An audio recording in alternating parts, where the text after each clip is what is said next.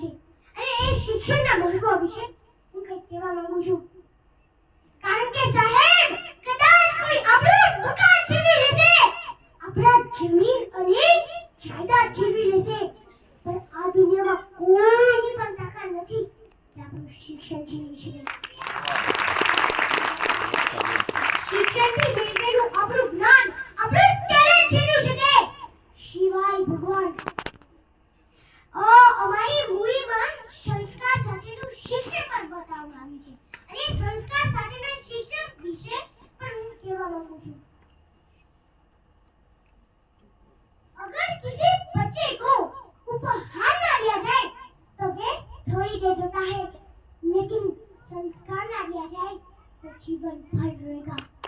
शिक्षा कहीं से भी प्राप्त की जा सकती है, शिक्षा कहीं से भी प्राप्त की जा सकती है, लेकिन संस्कार हमेशा घर से ही मिलते हैं, अपनी माँ से ही.